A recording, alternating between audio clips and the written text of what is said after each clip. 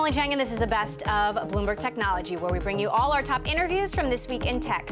Coming up, Gap's online play for men. We speak exclusively to the company's CEO, Art Peck, on the outfitter's newest brand. Plus, Visa spent 60 years building to become the world's largest payment network, and its shares are soaring. But it's facing more tech disruption than ever. CEO Alfred Kelly lays out his strategy. And the retail industry also battling tech challenges. Hear from Crate & Barrel CEO Neela Montgomery on how brick-and-mortar homewares adapts in a new shopping era. Over the last 46 years, Gap has grown from a single store to a global business. And with 3,300 brick-and-mortar stores in its back pocket, Gap is betting even bigger on the future of e-commerce. This week, Gap introduced its sixth brand, Hill City, as an online exclusive. I sat down with Gap CEO Art Peck to talk about the new men's athleisure brand and get an update on rapidly growing stalwarts like Old Navy and Athleta, as well as his strategy for a Gap comeback. Take a listen. We've been fairly forthright in saying the importance of Old Navy in our portfolio today. So if you look at size and profitability, it has already surpassed Gap brand. Gap brand is, and we know this because we've done the research, not just because I want to believe it, it is still very relevant to our consumers. But it's 50 years old, and brands morph and brands evolve. And we're doing work right now to really position Gap brand back to its core. But you know, I love every brand in our portfolio. We've been very forthright with the investment community in saying that we're going to be responsible managers of the portfolio. And our job at the end of the day is to do many things, not the least of which is create value for our shareholders. What about Banana Republic? You know, you're in the middle of a turnaround there. It is looking up. What are you doing differently, and what is working? So what we're doing differently is what we've done when Banana was at its best, quite honestly. We had a moment where we went into a bit of a tortured fashion phase, especially for the women's product. And Banana at its core, and this is a Banana, this is from the holiday collection, I pulled it out of the studio, Banana Luxe Flannel with stretch in it, the hand is beautiful. Banana at its core is about neutrals, about amazing fabrics, incredible hand feel, and versatile pieces at a slightly higher price point that are the foundation of his and her wardrobe. It's not a work brand, it's a life brand. And as we've really put product back in our stores, great fabrics, neutrals, on trend but not tortured fashion, we've seen the customer respond to it almost overnight. So when do you see Banana being back at its best? 2 years, 3 years? I think best is always something that you're aiming towards. And it's always something that you're going toward. But I expect to see a long run here of Banana continuing to grow and continuing to grow market share. I'm really excited about it. And if you think about it, what Banana is at its best is it is a extraordinarily high quality, well-made, and fairly priced alternative to contemporary brands.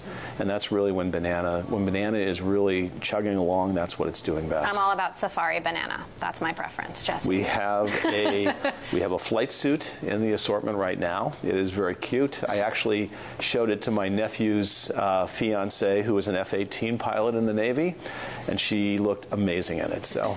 Athleta, another bright spot. Yep. How big does Athleta get, and big enough to break out its own metrics like Old Navy, like Banana? Eventually, we will break it all out, and that's something we talk about because we want people to understand the powerhouse that we have in that brand. I see nothing that will slow the brand down, quite honestly. It continues to be 50-50 stores and online, so it's truly an omni brand. Our customers shop seamlessly across the online business, the catalog, and in our stores. So I'm not going to call an end in sight because there is no end in sight. We really feel like this is a brand that has very significant growth potential in front of us. Now, part of what you've been struggling through is inventory issues. How is that working out? When will those, in your view, be completely behind you? Yeah, inventory has been completely in line across the entire company, with the exception that we took some product out of Gap brand, less because we had inventory issues and more because we felt that the product was not on brand. So we took that product out. We've been forthright with the street about it. It's one of the reasons today that the stores feel cleaner and tighter, because there isn't as much breadth of assortment in there. But what we're missing is a little bit of sort of the color and the pop inside the brand. And we said quarter-over-quarter improvement. I'm looking forward to when holiday comes, because that's when, and we have a new president there, that's when you really see his fingerprints on the brand as well. So what does Next Gen Gap, the parent company, look like to you, and how does it appeal to today's customer? What's that vision? Of the whole company. The whole company. We're going to continue to grow our digital business at an accelerated pace. We've had excellent performance. We're going to continue to grow that business, and that's across the entire portfolio. We're obviously adding a new brand with this announcement with Hill City, and we're looking at other places where we feel that there are white space opportunities for us to participate as well. So I'm not previewing a slew of brands coming, but I do believe that we have an opportunity to add new brands onto the platform, either organically, doing it inside, or through acquisition. And we're continuing to look at what acquisitions might be for us as well. What does Gap look like in 5 years? Gap looks like in 5 years, we have additional brands in our portfolio. We have an amazing digital business that maybe at that point it's 50% of the company or 60% of the company. We probably have the same number of stores, but different. And maybe stores that quite aren't as big, and maybe stores that have more technology in them.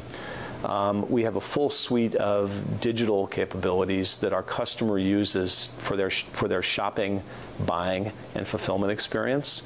And we have an exceptional experience that is truly omni-channel across all of our brands that allows the customer to engage in a high-touch, low-friction way. Gap CEO Art Peck speaking exclusively to Bloomberg Technology. Coming up, Visa shares are up over 40% in the last year. This as the company faces an onslaught of new competitors. We'll check in with Visa's CEO next. And if you like Bloomberg News, check us out on the radio. Listen on the Bloomberg app, Bloomberg.com, and in the U.S. on SiriusXM. This is Bloomberg.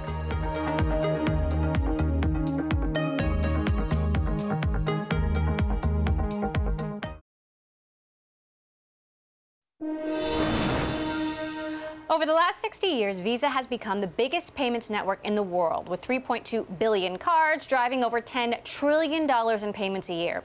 Shares are up over 40% in the last year. This as Visa fights a backlash against the so-called interchange fees retailers are charged every time a card is swiped, tapped, or inserted. This has retailers coming up with new ways to reduce the fees they pay, as technology is disrupting the payments industry more now than ever. CEO Al Kelly joined us to discuss Visa's approach and the company's future. Well, the exciting thing for us is that 60 years is just the beginning. I think the payment space is getting more and more exciting every day. Number one, we've got the ability to continue to displace cash and check, which is still $17 trillion spent last year on cash and check. The ability to open new segments. It's not just about consumers to go buying at businesses, but now governments are distributing funds to their citizens. We've got the B2B space, which is extremely exciting. In fact, the cash and check displacement opportunity there is larger than it is in the consumer space. We're working on having our network rails work in the other direction. So rather than just necessarily pulling funds when somebody buys goods and services, we're pushing monies to people's bank accounts and creating new use cases there. So, and we're continuing to partner with a lot of new exciting players that are coming into the space. So I think the future is bright, and I look at us as 60 years very, very young. The payments business is really interesting because it involves a lot of frenemies. You have lots of partnerships with companies that you also compete with. So companies like PayPal and Square and Stripe. How do you plan to use technology to compete with technology? Well, it is a community of lots of frenemies. The payments ecosystem is very interesting because it requires lots and lots of players to come together to actually make it work. And the people that look to cooperate and work together make all the difference in the world. You mentioned PayPal. I spent a couple hours on Friday with Dan Schulman. That we have a wonderful relationship with them where together we're trying to grow the payments ecosystem space, and we're working with lots and lots of other players to do just the same. My view at Visa is that we should be open to talk to anyone about anything, and we should assume everyone can be a friend until they prove otherwise. And I think that's the only way that you figure out how to move ahead is by making sure that you have wonderful engagement with as many people as you possibly can. Okay, so on that note, we know that the online checkout experience has become a little bit cluttered. You see so many icons when you do that checkout. So Visa is partnering with MasterCard and Amex and Discover to come up with this unified button. What have you learned since you announced that decision? Well, this is actually a standard coming out of something called EMVCO, which is the standard-setting body that all those companies and others participate in. I think we're all united in the fact that there's a NASCARization of the checkout experience. There's all these different labels, and the reality is that the e-commerce experience for shopping and buying still is lousy. Too many people shop and don't get to the point of actually buying. Consumers get confused when they get to the actual situation where they actually have to pay for whatever it is they bought. And this is lost volume to retailers, lost volume to networks, lost volume to banks.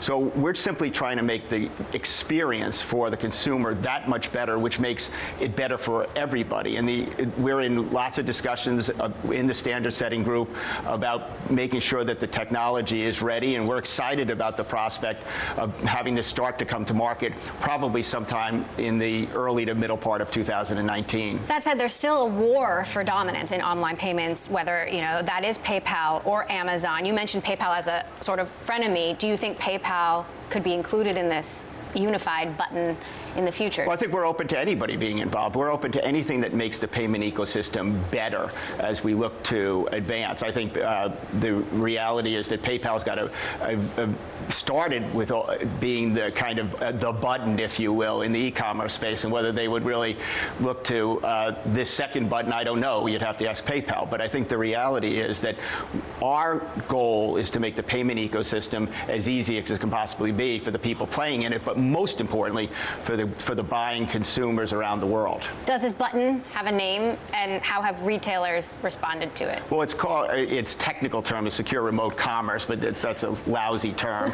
We'll have to do a much better job marketing as we kind of think about what it actually is when we decide to come to market. So that's still a TBD. I think that we're still working in explaining to merchants how it works. I think most merchants actually want a better experience at the checkout, at the point of checkout.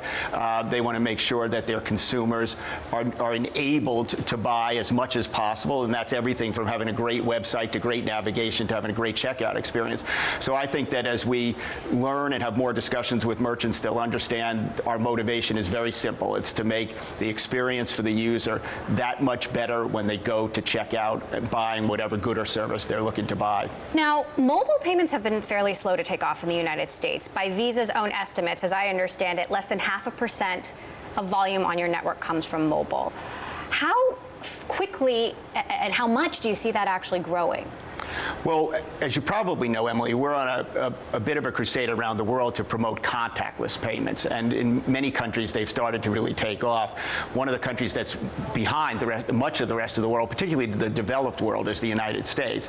The reality is that the infrastructure is largely plumbed to be able to facilitate contactless payments. Many of the terminals are ready. Many of the largest merchants are ready.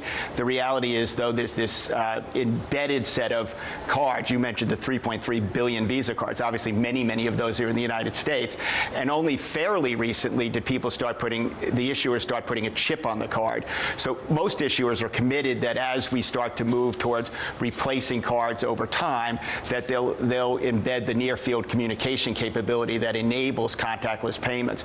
And I think as contactless payments take off, the form factor of both the card and the mobile phone, where the tap experience is simply better, will both be aided by the reality of contactless taking off in the United States. Will this further hinder the adoption, contactless cards, of Apple Pay, of Samsung Pay, which, Apple seemed to be the declared leader in contactless pay just 3 years ago? I don't see that. I think that the reality is that their partners, as well as many other partners in the space, many of the Samsung phones, the Apple phones, have embedded in their wallets Visa cards. And to the degree that this helps facilitate mobile payments that have Visa cards stored in their wallets, that's perfectly good for us, and it's perfectly good for the ecosystem. Now, Amazon has shown no lack of ambition into getting into new markets, and they are going to be a huge player in the payments space. What sort of threat are you preparing for from Amazon? Well, Amazon's a wonderful partner of Visa's. We have a terrific relationship with them and have for some time. They're also very customer focused, and they want to have the customer use whatever product they're most comfortable with. I think it remains to be seen exactly what Amazon does in the payment space, and you'd have to ask them. Couldn't they use their muscle to muscle you out of some fees? The reality is that I think that they, again, want what's best for their customer. And if their customer wants to use Visa, wants to use the Visa cards issued by our banks around the world, their customer-centric approach to business, I think, facilitates them wanting to make sure that they work with us and work with others to make sure that they offer the widest array of options to their customers so they don't turn away anybody. I think that that's central to their strategy. You're working with car companies to load payments onto the dashboard. Can you give us any more specifics about what car companies you're working with or how you expect this all to evolve? Well, thank you for the question.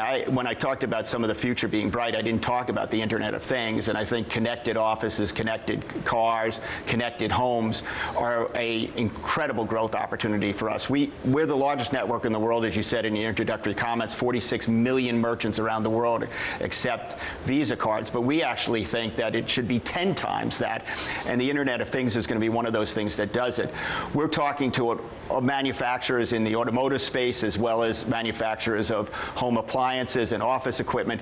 And our task at this point in time, Emily, is to make sure that we're creating an on-ramp for payments so that payment facilitation happens as these manufacturers build the next generation of cars and equipment and appliances, that payments are enabled so that when you're at your refrigerator and you realize that you're out of milk and butter, right there at your refrigerator, you can make a payment without having to go to your desk and jot down a note and then go buy later, either online or at the physical store.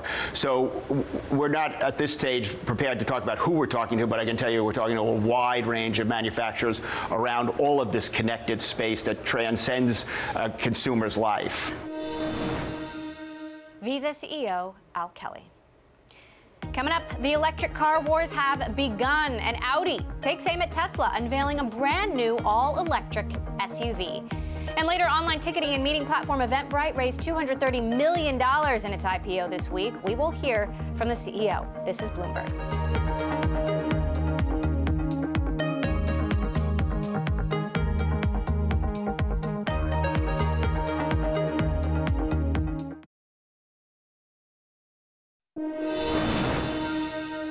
Tesla has rival car makers on its tail, as companies like Jaguar, BMW, and Mercedes are racing their own electric cars into development. And at a launch event here in San Francisco this week, Audi joined the fray. Take a look. Tesla customers are getting anxious. I noticed it's popping up on Twitter quite a lot. Where is my Model 3? And while Elon Musk promises to deliver, we're building the cars as fast as we can. The company is facing new competition in the luxury electric car race. And it's not just coming from within Silicon Valley. Instead, a raft of traditional luxury manufacturers are targeting Tesla, and one of them in its own backyard. Audi used San Francisco to launch its e-tron, a battery-powered crossover that's due to hit showrooms by the end of the year. With a price tag of $75,000, it gives the Model X a run for its money. We want to merge the new world of electric mobility together with 100 years of experience of manufacturing premium cars. BMW, too, is vying for a slice of the market and showed off its concept car this month. While the world's largest maker of luxury cars, Mercedes, has announced its plan to develop a range of vehicles for its EQ electric line, with more than $12 billion already invested in the project. We started investing early in electric mobility, and we believe the times and technology are now ready for the very first all-electric SUV from Mercedes-Benz. And we can expect to see more high-end rivals enter the market, with some analysts saying the EV industry could be worth $567 billion by 2025. But car makers don't just need to meet shifting consumer tastes, they also need to meet increasingly stringent emission standards. Some countries, like the UK and France, are working towards banning combustion engines altogether in coming decades.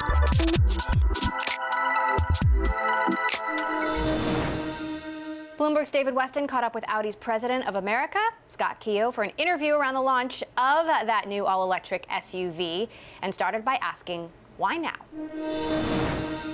I think we've hit the perfect time. In my mind, there's sort of three things that have come together. One, the market acceptance is building each and every day. The second thing, of course, we wanted to launch with what we call a proper Audi. Not a quirky car, not a kind of car, a full-stop Audi that's electric. And the third one is the cost situation. You know, with the cost of batteries and the technology, we can put ourselves in a position to make a profit as well. When those three things came together, that's when we want to hit the market. So we feel good about the timing. So let's pursue that question of cost just a little bit. What's the price point roughly on this vehicle, and why did you pick that price point? Because we want to sell this vehicle. That's why we picked that price point, and we want to make a little bit of profit. But the car is $74,800. It competes in what we call the C SUV segment, which is cars like the X5 and the Audi Q7 and Q8 and things like that. So, you know, that is where the market is. It's the largest chunk of vehicles, and we wanted to make sure we put one right in the sweet spot of where the affluent consumer is. Now, this isn't the last Audi all-electric, as I understand. You've got a whole plan now to ramp up several over the next several years. Are you going to go after directly the more inexpensive models, the Model 3, if you'll forgive me to mention a competitor? No, that's okay. Look, I think our first three vehicles are going to compete a little bit on the higher end. You know, we'd like to establish ourselves as the premium player in electric before moving downstream. So there's three vehicles we'll be launching in the next year or two. The one you see behind me, of course, the e-tron Quattro. We'll then launch a Sportback, and then we'll just have a magnificent GT. You know, in our minds, it's not a pure play volume game. We'd rather, of course, get the prestige, get the brand, get the recognition, and then we'll work our way downstream with more B-segment cars like the Model 3 and things like that. Are you at all worried you're a little late into the marketplace? I do not, because you know what there is a lot of hype about people saying there's cars, but physical luxury premium cars on the ground, the air is quite thin.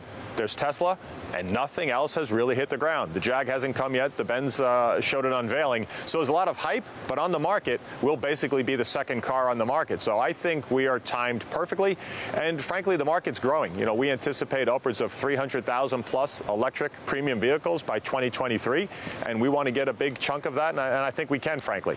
So this is costing companies a fair amount of money. We've seen various arrangements made for capital investment now. You saw the SoftBank investment into Lyft, into Cruise for GM. You also saw the Saudi public investment fund yesterday just announced we're going to make a big announcement into a different electric vehicle. Do you have enough resources to make the huge capital investment that's required for electric vehicles?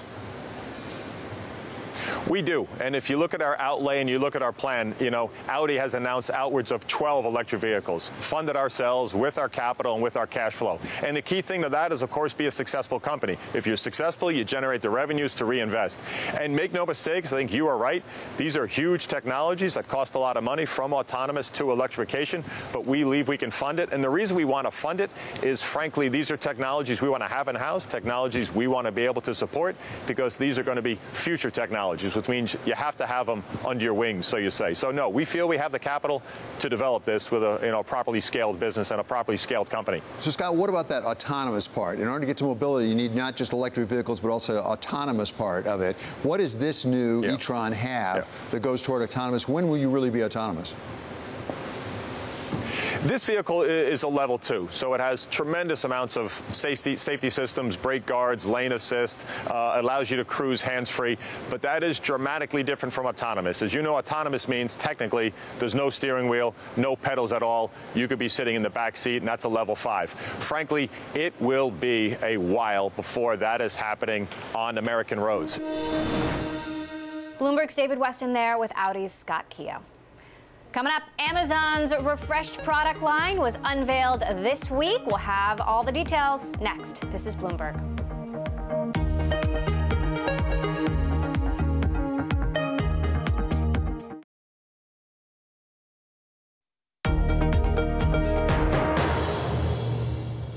Welcome back to the Best of Bloomberg Technology. I'm Emily Chang.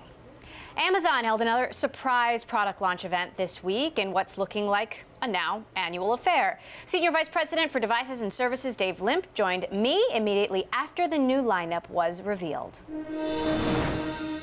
the new Echo Dot, which I have one right here, was a great product for us. It's been the best-selling speaker ever, and now we've improved it across a lot of different dimensions, and we think customers are going to love the new form factor and better sound. And then also the new Echo Show. It's got a bigger screen, a brighter display, and it continues on our path to have Alexa show you things. And I'd be remiss without talking about Alexa Auto. It's Echo Auto. It's a new product for us that brings Alexa into your car. We have to talk about the microwave, perhaps the most unexpected product you unveiled today. How does it work, and why do you think this is a good opportunity for Amazon? The Amazon Basics microwave was about building a reference design to show that you can connect just about anything to the internet and make it smarter. You know, I mentioned earlier today that, you know, the interface on your microwave's kind of been stuck in the late 70s for a long time, and we think with Alexa we can make it more convenient and super easy to cook. And in addition to that, you know, we've added dash replenishment service, so if you run low on popcorn, the microwave will automatically reorder you some more. It's super fun. Now, there are so many products. Are you concerned at all that customers will get confused or overwhelmed? I don't think so. You know, one of the things we've always strived for at Amazon is giving customers a lot of choice. You know, and when we offer more selection, customers are really good about identifying what they want to buy, what they want to use. And then we add on top of that the reviewer system at Amazon that lets customers add reviews to products and tell people what they like about them. And that allows people to help them choose. So we think the breadth of products is really a benefit for customers. Now, you unveiled a new speaker accessory to make sound richer, Sonos down on that. You know, what do you think the potential is in the high-end speaker market where you do have entrenched competitors? Well, first of all, I'd consider Sonos a great partner. I'm a big customer of Sonos products. I love them. And, you know, Sonos customers are passionate about really, really great sound around their house and the convenience that they offer. And now Sonos has a line of products, including Beam, that integrate Alexa into them. And we want customers to have Alexa everywhere. Our products are more breadth in terms of mainstream products, but we know that the level of sound that customers are expecting is going to continue to improve over time. We need to improve on behalf of customers, and certainly Sonos does as well, and I know they will. You also played up your partnership with Spotify when you have your own music service, Amazon Music. I mean, you know, do you have concerns about cannibalizing your own product lines? We really don't think about it that way. You know, what we think about is we want to give choice to customers. And the nice thing about Alexa is that the service is open to developers of all types. So Spotify's been a great partner of ours, and there's millions of Spotify's customers on Echo and Alexa, and it's still growing. And we think that that's great if customers want to go that way. We're also super proud of Amazon Music, but there's not going to be just one winner in music. It's not the headline that there's going to be one music service to win it all is not likely. There's going to be multiple winners, and I'm sure Spotify and Amazon Music are going to be on that list. And what about when it comes to the smart speaker business in general? Obviously, Amazon had first mover advantage there, but Google Home is rapidly encroaching on your territory. Do you think this is a space where there are multiple different competitors, or will there be one competitor, Amazon or Google or someone else, that takes the greatest share? We really don't think about it in that aspect. We don't focus a lot at Amazon on competition, but instead take a step back and say, what do customers want? And if we focus on all the inputs, like making great products, great services, a great developer platform, then customers will come. And the fact that we sell X or Y or have X market segment share or Y market segment share, that's an output of what we're working hard on inputs. So far, we're super excited about what customers have been able to do. There's no question that we think Alexa and Echo is the leading assistant in the home today, but we're going to have to continue to work hard on behalf of customers as we move forward. Amazon's Senior Vice President for Devices and Services, Dave Limp there. Well, Eventbrite, the online ticketing platform, went public this week on the New York Stock Exchange, raising its price range and selling shares at the high end, ultimately raising $230 million. I spoke with the CEO and co-founder, Julia Hartz, shortly after the listing. Well, I think what we have been able to outline for investors is that the vast middle market of live experiences is very big, and it's still very underserved. So we see about 45% of our new event creators coming onto the platform after not using a technology platform. And so I think that alone really tells us that we've been able to uniquely aggregate many different types of event creators who just before Eventbrite haven't been served with great technology. That said, it seems like everyone is pushing into this experiences business, whether it's Airbnb or Spotify, or you have a more direct competitor like Splash. How does Eventbrite continue to differentiate itself? You know, I think Eventbrite has been able to be unique in the market because of our self-service approach. 97% of our event creators are able to sign themselves up and use the service in 2017, and that natural behavior allows us to continue to grow our strength in our business model. And when we focus on really being able to enable event creators and get to the core of the problems that they're trying to solve in growing their businesses, I think we've been able to do that consistently, time in and time out, and that really has grown our strength in the market. We see a lot of competitors in the vast middle market, so we're certainly not devoid of competition, but we also see great opportunities to drive partnerships. So we have a distribution partnership with Spotify as we're helping to enable artists sell tickets to their own shows. Now, you have done a great job building the platform, but investors always want to know what's next. How do you make sure you're not a one-stop product shop? Absolutely. So our transactional business is about 95% of our revenue today, and we're really proud of the traction that we've been able to achieve in the market. But that scale and efficiency of the transactional space is not nearly tapped out for us. So when we look at our served addressable market, we see in the upwards of 4 billion paid tickets in terms of addressable opportunity for us. We want to aggregate unprecedented numbers of tickets on our platform because that means the event creators are succeeding, and we succeed when they succeed. Beyond that, we also look at other areas where we can develop the Eventbrite platform to meet the needs of these creators as they're growing their businesses. So pushing further into those problem areas and helping to create solutions is really what we're focused on, in addition to driving the transactional volume. Now, revenue growth accelerated in the first half of the year, but losses also widened. When do you see losses narrowing, and when do you see profitability? You know, we reported in our S1 a net loss in 2017. We also reported a positive adjusted EBITDA continuing to strengthen in the first half of 18. And we think that really is the match of this scale. So over 700,000 event creators using the product in 2017, and the efficiency. We'll continue to make inroads towards profitability. You know, we've been great stewards of capital historically, and we think about really reinvesting in the future to drive a positive adjusted EBITDA, but also to see accelerated growth. In the S1, you talk a lot about expanding internationally, developing new revenue streams to better serve specific countries. Can you give us some examples of where geographically you intend to do that? Absolutely. So our core countries today and our top 14 global markets still have a lot of room for us to grow. When we look at that served addressable market opportunity, we're only 7% penetrated. So that gets someone like me very excited to continue to push into those growth opportunities, whether it's in the UK or Germany or Latin America or Australia. And beyond there, we look towards areas like Asia as being a potential expansion opportunity for us in the future. But again, in our core global markets, we still have a lot of headway to grow.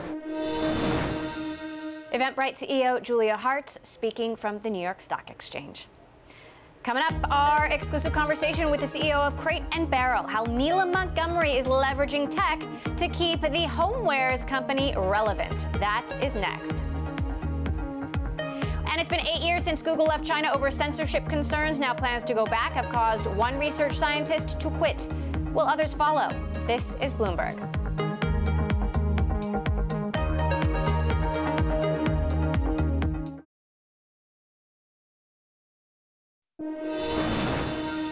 Well, Apple may have just gotten a key endorsement in its ongoing patent dispute with Qualcomm. On Monday, the iPhone maker won the backing of the staff attorneys at the U.S. International Trade Commission, who took Apple's side, saying it did not infringe on 3 Qualcomm patents. Now, this doesn't mean that the judge presiding over the suit will necessarily follow that recommendation. Regardless, Qualcomm CEO Steve Mollenkopf told us on an upcoming episode of Bloomberg Studio 1.0 that he thinks there is a chance this case will be settled this year. We have a dispute over the price of IP. We think that's moving now into a period of time where our strategy is unfolding, and the environment is such that I think you're in a position where a deal could get done. At the same time, I think there's probably no better opportunity and partner for Qualcomm than to work with Apple. It makes sense that the technology leader in mobile should be partnered with the product leader in mobile, and those things tend to work out. But the way that we think about the business is eventually you get the disputes figured out and you move on into a different period. So you believe Apple will remain a customer? I think so. I mean, if you look, I always believe that if you have leadership technology, that your roadmap will eventually dominate the business relationship between companies, and I think that there's no reason why that shouldn't be the case here. That said, you are taking on the world's most valuable company. They've stopped putting your chips in their phones. They say the patents that they're paying you for are invalid. How does something so bitter get resolved favorably for Qualcomm? Well, I think bitter is maybe the wrong term. I mean, we've had disputes with licensees in the past as well over the price of IP. It's really no different than that here. It's just bigger companies. And remember, we're both big companies. They're obviously a very large company, but we're not a small company, really, in terms of being able to execute the strategy that we have. But those things will get resolved. I mean, I think sometimes they get resolved on the courtroom steps. Sometimes they don't. We don't know which way it's going to go here, but the strategy is playing forward kind of the way that we always thought. Qualcomm CEO Steve Mollenkopf. Well, as more retail shifts online, one of the fastest growing segments is homewares. Wayfair says the e-commerce furnishings market is growing about 15% annually, meaning traditional retailers like Crate & Barrel have to adapt. In the first interview of a new series on retail disruption, Bloomberg's Emily Chang spoke with Crate & Barrel CEO Neela Montgomery and began by asking how social media is changing the way customers engage with the brand. Well, I think all retailers at the moment, especially one like ours that's got a 56-year-old heritage, have to transform for the digital era. We know that our customers increasingly interact with us across different channels and across social media, etc. And so one of the things that I have really driven as an agenda is ensuring that our brand is delivered consistently, whether it's on Instagram or through Pinterest or through digital services such as Modsy, which offers online design services, and 3D visualization. So our customers are changing, we need to change, and so technology's been a big driver since I've been here. And social media, it sounds like you've embraced it. Yes, very much so, because we know that home is a category that customers love. There's more interest than ever in design and interior design, and our customers everyone's an amateur designer these days, and that's great. We can embrace that for the new era. So let's stick for a moment with your consumer moving online. You try and reach them online in terms of advertising, and then how are you serving them online? Has your e-commerce business grown in the same way as your advertising business has? It has. So over 50% of our advertising these days is online, which is a shift from even just 2 years ago. But also our e-commerce sales are 47%, which typically surprises people, but is actually not that. You wouldn't expect that for large goods like furniture. Exactly. And it shows just how comfortable customers have become. Now, typically that tends to be higher with established brands that they trust. They know Crate & Barrel, they trust us for our quality. But 47% is a high growth number. And are you expecting it to go higher? I am. I don't really know where it will top out, maybe 50, maybe 60%. I expect it won't go higher than that because there will always be a customer who either has a convenience purchase they're making in the store or somebody who really wants something today. You mentioned a little bit about leveraging technology as well. How is data, AI, those sorts of areas of the business, how are they helping you make business decisions when it comes to Crate & Barrel? Yeah, good question. And it's I think that's probably the most exciting part of our business right now. It sounds a bit geeky, but the reality is we are able to leverage customer data in a way that we just were never able to do so before. So one of the things we talk a lot about is one customer view, being able to really map all the different interactions we have with customers and offer them a highly personalized experience, whether it's online or by email. And I think customers increasingly expect that from us, or including in our design studio. You know, when someone comes for an in-house consultation, our design expert can see, you know, what are their tastes, what have they bought before, what is their browsing behavior. That is hugely important in us offering the kind of absolute pinnacle of customer service. That's Crate & Barrel CEO Neela Montgomery with Bloomberg's Emma Chandra. Coming up, in the race around the moon, will it be the hare or the tortoise who comes out on top? We'll speak to a retired astronaut who knows a thing or two about going orbital. This is Bloomberg.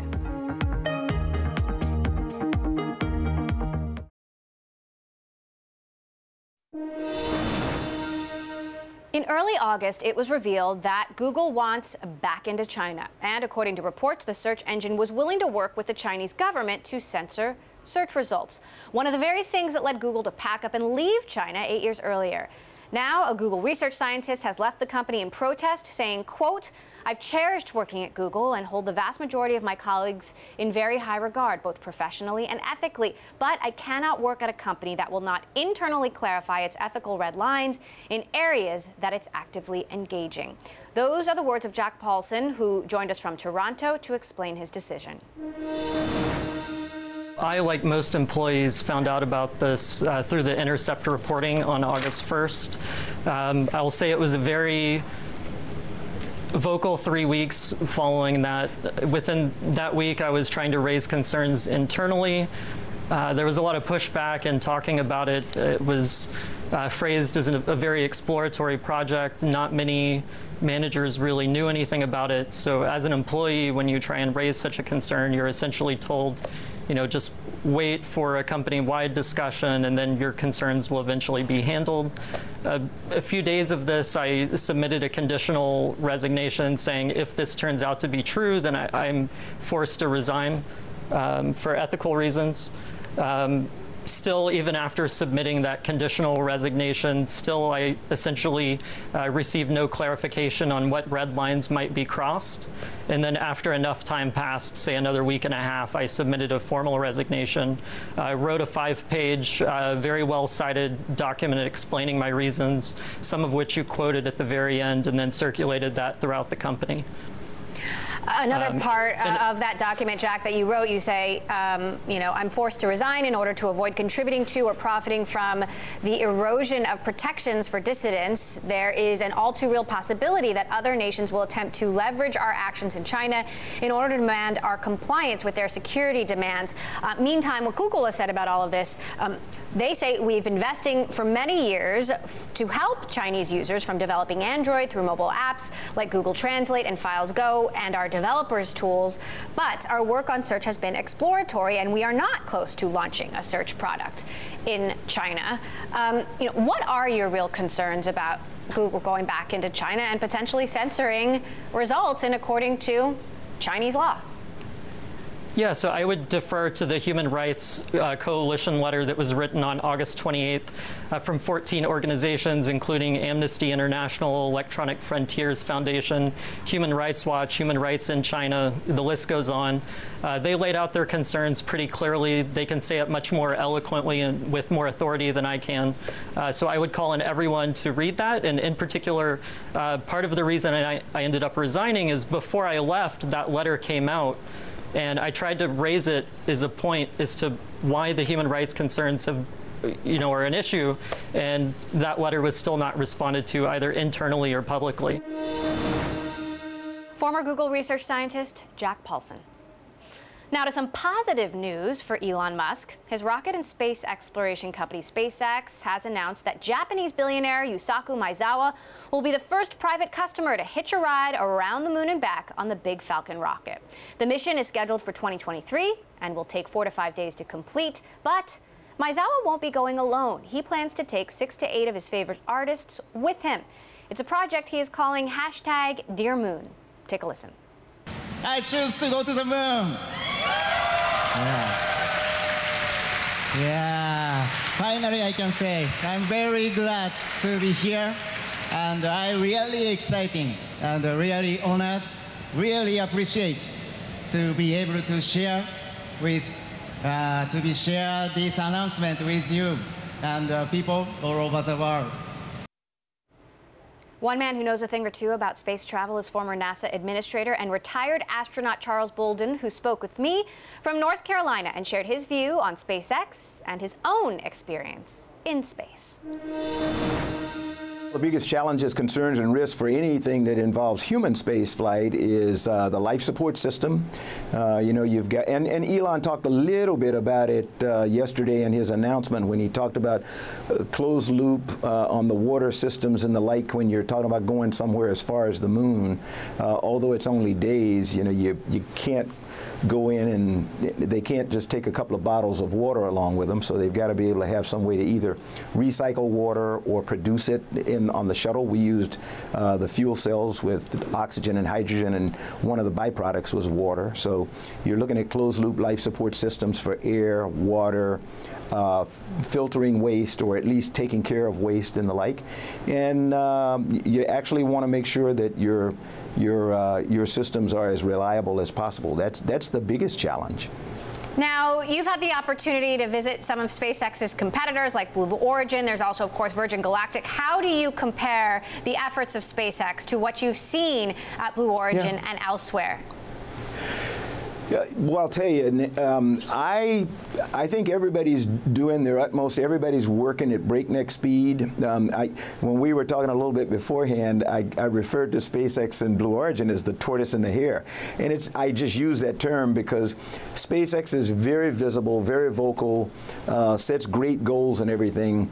You have a company like Blue Origin that has many of the same goals and aspirations, but they're very quiet, don't talk about it. They're just following a measured schedule of activities, and I think you're going to see that they're going to be side by side when we finally start talking about humans routinely in space on a commercial spacecraft.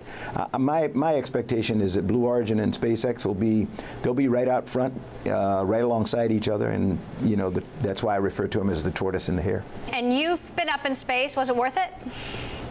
Oh man, was it worth it? I got to free it. All I had to do was be a Marine, which was easy for me. It is incredibly worth it for anybody. The opportunity to see this planet from that vantage point is unlike anything else I think a human can or will experience. I'm really excited about seeing Miyazawa decide that he wants to take some artists, because astronauts, people like me, we're not really good at storytelling. I work on it really hard, but I always still use the term awesome for Earth, the view of Earth from space. But awesome is an overused word. I think artists, musicians, visual artists, writers, they will probably help us understand this incredible planet on which we live far better than any scientist or mathematician or engineer or somebody like me can do. That was former NASA administrator and retired astronaut Charles Bolden talking to me about the SpaceX BFR mission to the moon and back. And that does it for this edition of the Best of Bloomberg Technology. We will bring you all the latest in technology throughout the week. You can tune in every day, 5 p.m. in New York, 2 p.m. in San Francisco. And Bloomberg Tech is live streaming on Twitter. Check us out at Technology, and be sure to follow our global breaking news network, TikTok, on Twitter. This is Bloomberg.